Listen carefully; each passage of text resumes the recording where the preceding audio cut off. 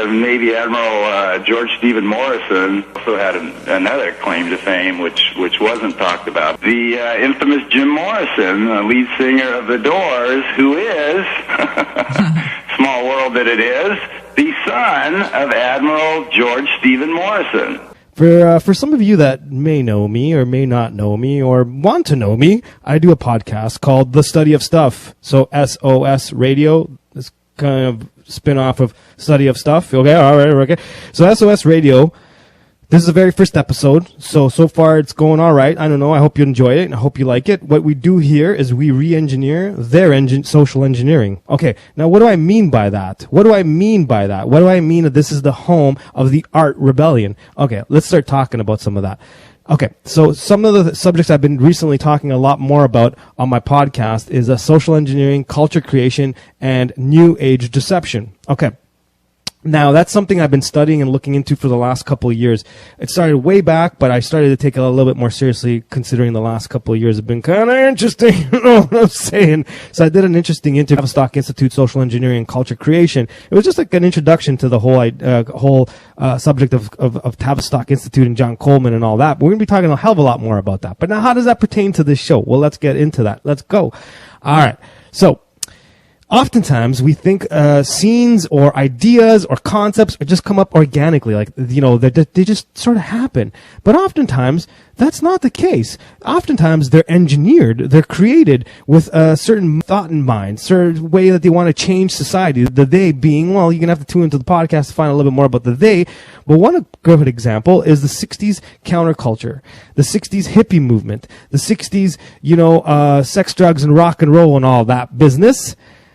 Well, it turns out that a lot of that was backed by the CIA and actually the Tavistock Institute, through a lot of other institutes and organizations, helped to massage that whole entire scene and create this whole thing, this whole counterculture, this whole way of changing the fabric of American society and then in turn the entire world. Now, how did they do that? They did that through music. They did that through the whole concept of a teenager and really pumping that idea out there, creating festivals where people would go and kind of the Woodstock and all that stuff. So from a far view, you think that all happened organically, and some of it did, but for the most part, a lot of it was either created by, encouraged by, nudged, and massaged by other individuals who had nefarious thoughts in mind. Now, where am I going with this? Well, here's where I'm going with this. I made a clip. I put together a clip from a podcast where Dave McGowan, the author of the great book Weird Scenes Inside the Canyon. It's a great book about the Laurel Canyon scene and how it was instrumental in doing a lot of this culture creation in the 60s and creating the entire hippie whole thing going down in G-Bar Town. You know what I'm saying? That whole thing. So here's a little clip I put together. It's from an interview he did with Maria Heller back in the day, and I thought it was poignant. So I just took a bunch of snippets and put them together to kind of illustrate a little bit of my point. And we're going to be talking a hell of a lot more about this in future episodes. Now, give me just a second, because like I said earlier, I'm kind of new at this whole thing. Let's just hit play here and see what happens. Are you ready? Here it is. And it was also at the time when the Gulf of Tonkin lie got us, seriously involved in Vietnam. Exactly. It happened, simultaneous with that. In first week of August 1964, as when the infamous Gulf of Tonkin incident took place, in which two U.S. warships that were part of a fleet under the command of Navy Admiral George Stephen Morrison, whose major distinction at that time was that he was the youngest man to attain the rank of Navy Admiral, but he also had another claim to fame, which wasn't talked about, but which we'll get to in a second here. But what is that? Anyway, that took place in the first week of August. These ships were supposedly attacked. That led directly to the passing, within a couple of days, literally within 48 hours, the Congress had passed the Tonkin Gulf Resolution, which was obviously So for those individuals out there that don't know what he's referring to the incident that was the reason why the Americans joined the Vietnam War and got involved.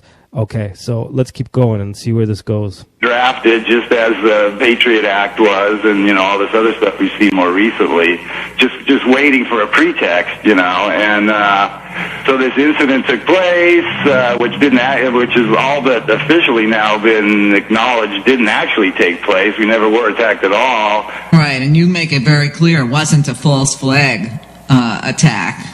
It was just It wasn't a false flag attack, and it wasn't a deliberately provoked attack, although I think that may have been the goal. These ships were actually doing intelligence, reconnaissance work, illegal activities. They were probably trying to provoke an attack and failed to do so they just made one up. Basically they just completely made it up. Said that we were attacked, and we never were. We didn't lose any men. We didn't lose any ships. So what part did Admiral George Morrison have to play in the Gulf of Tonkin? Well, by necessity, he was a key conspirator because the ships were under his command. He was the commanding officer. He controlled those two ships. So, this whole thing could not have been fabricated without his full and complete cooperation, obviously. He had to be fully on board the scam, and he was the main man there in the theater of operations. So obviously he had to be on board this scam that drew America into the Vietnam quagmire. And at that very same time, absolutely simultaneous with those events, this whole music scene started to take shape, virtually overnight in Laurel Canyon. And one of the very first people on that scene, in late 64, early 65, was, of course, the infamous Jim Morrison, lead singer of The Doors, who is,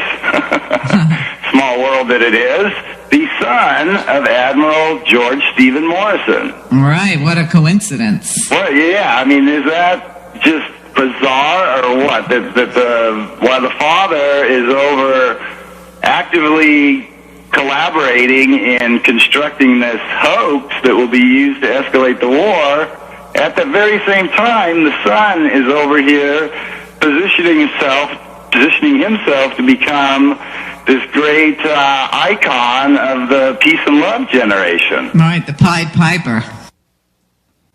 All right.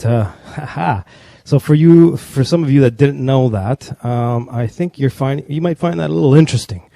It's also interesting to know that a lot of the key players in the entire hippie movement of the Haight-Ashbury scene actually have a lot of military background. Their families are connected to the military. A lot of them. Even Janis Joplin, Frank Zappa, whom we're going to be talking about probably even in the next episode. I'm a huge Frank Zappa fan, and I have a little bit of a theory about Frank. Yes, definitely his dad was in the military. We'll talk about that. And he definitely had some interesting connections to this whole entire CIA operative situation. Charles Manson also fits in this entire thing. The Beach Boys. It's just like a big ass mess. A lot of them. The Byrds, you name it. Of course, we also had the Grateful Dead and their connection with their We'll talk. Anyways, so I wanted to go into the next song. The next song, I'm going to pick a Doors song. Even the lyrics. Check out the lyrics. I like the funk aspect of it.